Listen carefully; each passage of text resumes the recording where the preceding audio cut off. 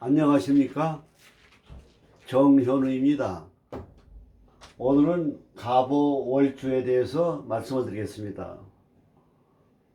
갑오월주에 대해서 말씀드리기 전에 역학을 배우신 여러분들이 철학관을 운영하면서 혹은 사주를 감명할 때의 감명 기법에 대해서 오늘은 좀 말씀을 드리려고 합니다.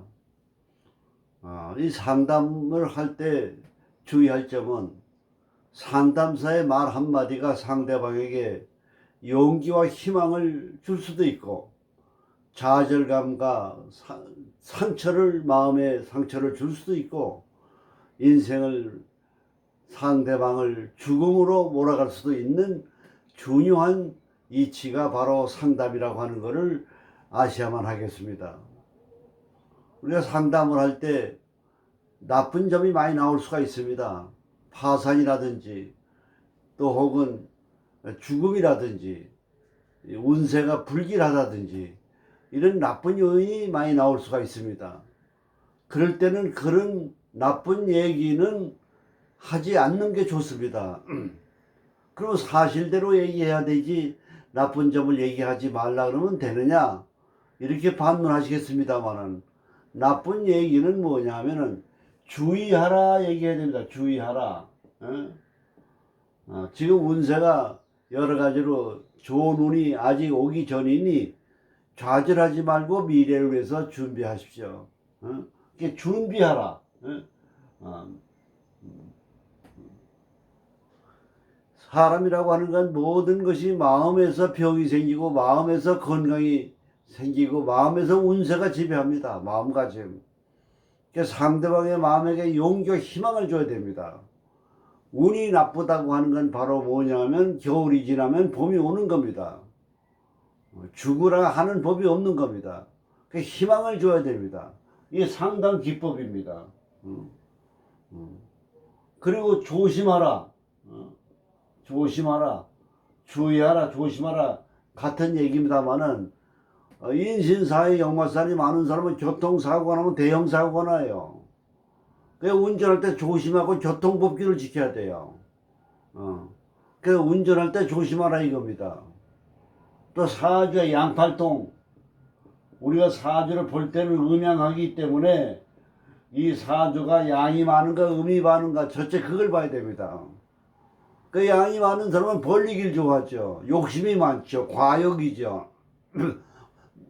모험을 좋아하죠. 투기란다 이 말씀에.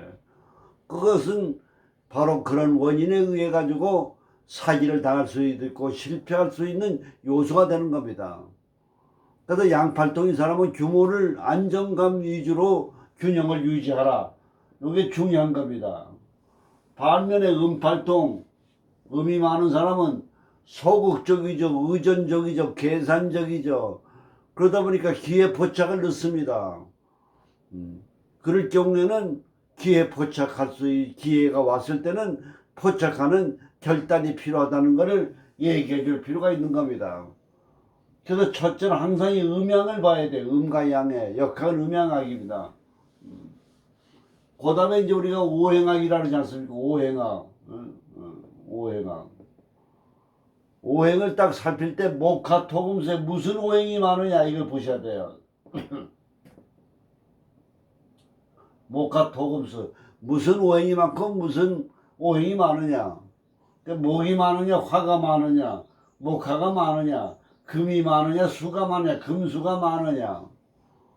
이 목화가 많은 사람은 좀 성격이 낙천적이고 좀 긍정적이고 적극적이고 진취적이고 좀 대담한 데가 있어요. 이 금수가 많은 사람은 뭐냐 아주 모범적이고 실속 위주고 계산적이고 꼼꼼하고 치밀하고 약간 좀 과민한 데가 있습니다. 이런 요소가 있습니다. 그런 성향을 잘 판단을 하셔서 감명을 해야 됩니다. 그 다음에 셋째로 육친을 보셔야 됩니다. 육친은 뭐냐 관이 많으냐 관이 잘 발달되어 있느냐 재가 잘 발달되어 있느냐 식신상관의 상태가 많으냐 적으냐 인수 비견금 이런 상을 잘 살펴야 돼요. 그래서 사주를 볼 때 세 번째 중요할 거는 왕상휴수사입니다. 왕상휴수사. 왕이라는 건 뭐냐? 월령의 월지에 비견겁을 놓은 신강사주예요. 신강사주. 두 번째 인수를 놔도 신강사주입니다. 인수. 월지에 일간과 기준에서 월지에 요 비견과 인수가 많은 사람은 재물운이 약한 거예요. 왜 재물운이 약하냐? 비견이 많은 사람은 고집, 자기주장, 처세술, 사교성이 부족해요. 부자가 되는 사람은 사교적이에요. 상대방의 마음을 감동적으로 사로잡는 성격이 부자가 되는 마음이에요. 상대방한테 저항감과 거부감을 주는 언행과 태도, 이런 표정은 부자가 될 수가 없습니다. 요걸 조심해야 돼. 비견거. 인수는 뭐냐? 자기 주장과 자기 고집이 강해요. 자존심이 강하고 급식을 줄 몰라요. 겸손함이 없습니다. 요 때문에 재물이 없는 겁니다. 남에게 줄 모르고 받을 생각만 해요. 요런 요소가 있는 사람은 재물운이 약한 거예요. 그래서 인수나 비견겁이 들어오면은 능력은 강화되지만은 재물이 나가고 자기가 여러 가지로 손재수가 있게 마련이 되는 겁니다. 그래서 사주에 이런 게 많으면은, 월령에 이게 많으면은 월지에 비견 인수는 신강사주입니다. 신강사주는 뭐냐? 재와 관과 식신이 들어오면 좋은 겁니다. 재가 들어오면 재물이 들어오고, 관이 들어오면 명예의 관직 승이 되고, 식신이 생기면 돈이 들어오는 겁니다.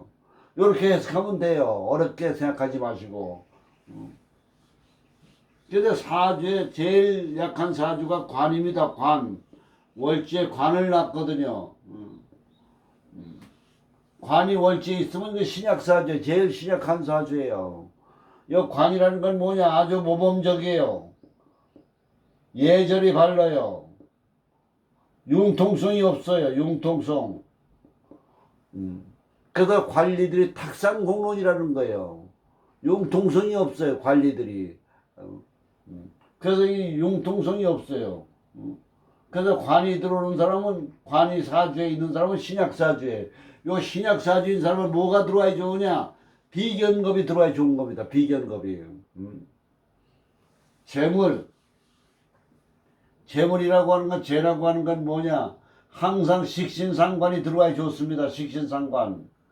식신과 생자가 있더라도 이거 식신과 재만 많으면 비견급이 없으면 신약사주가 되면 죄다 신약이 돼서 재물을 감당할 수가 없어요. 그래서 이거 죄가 많은 사람은 바로 뭐냐? 비견급이 들어도 좋은 겁니다. 비견급. 그때는 비견급이 뭐냐? 내 재산을 뺏어가는 게 아니라 나를 도와주는 은인 역할을 해주는 겁니다. 그래서 사주는 뭐냐? 신왕과 신약을 봐가지고 그렇게 해서 신약일 경우에는 비견과 인수가 좋고, 신왕사주일 때는 재관 인수가, 재관 식신이 좋다고 하는 거를 이렇게 사주 감명할 때 아시면 되는 겁니다. 그러니까 식신상제가 잘 돼 있다, 그럼 부자 사주입니다. 관인상색이 잘 돼 있다, 그럼 학술 교육문화 관직으로 출세하는 사주입니다.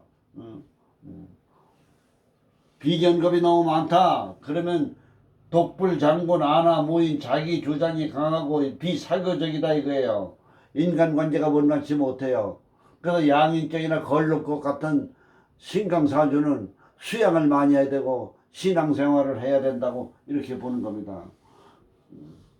그리고 사주에 간여지동, 일주에 천간과 지지가 같은 거, 이런 사람은 의처증과 의우증이 많아요. 그리고 자기 주장에 자기 입장만 생각해요. 나 상대를 배려하고 입장을 바꿔놓고 생각하는 역지사지가 안 돼 있는 겁니다. 그래서 이걸 깨우치지 못하면 아니 되는 겁니다. 그래서 사주를 볼 때는 육친을 보고 신왕인가 신약인가 보고, 운세를 보는 방법은 뭐냐? 조후로 보는 게 제일 좋습니다. 조후. 무조건 목이 많다, 봄이 태어났다, 그러면 금수가 좋습니다. 금이 좋습니다. 화의 달에 태어났다, 그러면 수가 좋습니다. 금수가. 금의 달에 태어났다, 가을에 태어났다는 봄, 여름이 좋은 거예요. 그래서 요 월지를 봤을 때 바로 언제가 운이 좋으냐 하는 거는 태어난 달에 따라서 그 사람의 반대되는 봄이면 가을, 겨울이면 여름, 여름이면 겨울, 그때가 운이 좋다 하고 분석을 하면 되는 겁니다. 그 해 운세도 마찬가지예요. 그러니까 목화가 많은 사람은 금수가 들어오면 좋고, 금수가 많은 사람은 목화가 들어오면 좋은 겁니다. 운이라고 하는 건 바로 자연의 기후의 변화에서, 내 오장의 변화에서 뇌신경의 감각과 정신이 변화를 일으켜서 거기에서 마음의 변화가 바로 운세를 만들어내는 겁니다. 요 갑오월주가 60갑자 중에서 제일 약한 겁니다. 이 월주가 아주 분위기에 약해요. 왜 말띠들이 팔자가 세냐? 말띠 여자가, 말띠 여자는 무슨 특징을 가지고 있냐? 동정심이 많아요. 동정심. 그러니까 동정하는 마음에서 자기가 의지와 관계없이 사인을 하거나 보증을 쓰거나 이렇게 해서 망하는 우리가 많은 거예요. 이게 동정심에 약해가지고, 분위기에 약해가지고, 자기의 의지에 관계없는 일에 오판을 하는 거예요. 그러다 보니까 실수를 많이 하다 보니까 팔자가 세지는 거예요. 다른 거 아니에요. 그리고 인정이 많고, 그래서 이 말띠라고 하는 거는 60갑자 중에서 뭐냐, 말이 큰 짐승이니까 센 걸로 합니다만은 제일 약한 게 말띠입니다.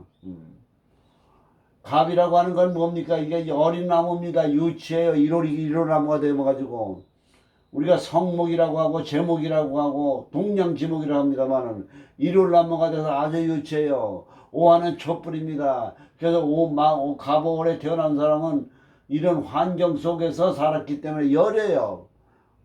강인하고 집중적이고 적극적이고 어떤 도전적이고 이런 게 부족합니다. 이게. 그러다 보니까 경쟁 관계에서 밀리기 쉬운 게 갑오입니다.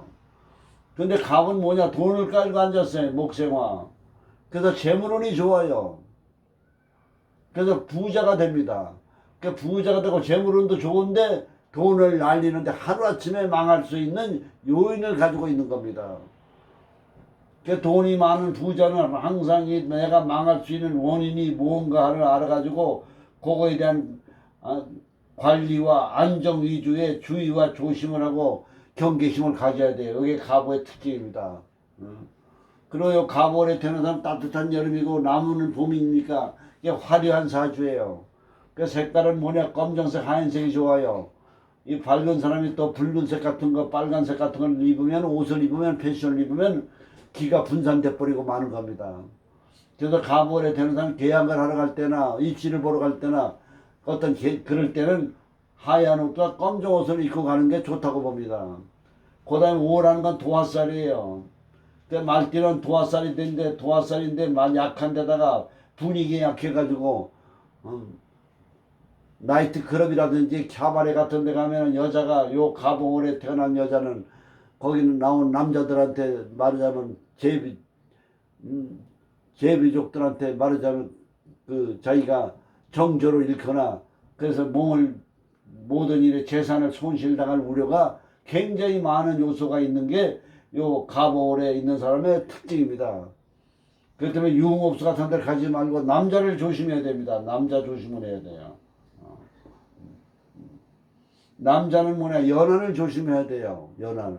그래서 남녀 교제를 조심해야 할 띠가 바로 뭐냐면 요 갑오의 특징이라고 볼 수가 있겠습니다.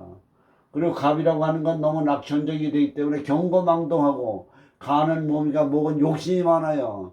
욕심이 많다 보니까 덫에 걸려 사기를 당합니다. 그래서 항상 너무 과욕을 버리지 말고 분수를 지켜야 돼. 분수. 우리가 인생이라고 하는 게 실패하는 원인 중에 하나가 뭐냐면 과욕입니다. 과욕. 요 목은 간에 속하거든요. 욕심을 절제하고 자제하는 이게 자기 재산 관리의 이치다 이렇게 보는 겁니다. 그리고 오라고 하는 건 주작이에요. 주작.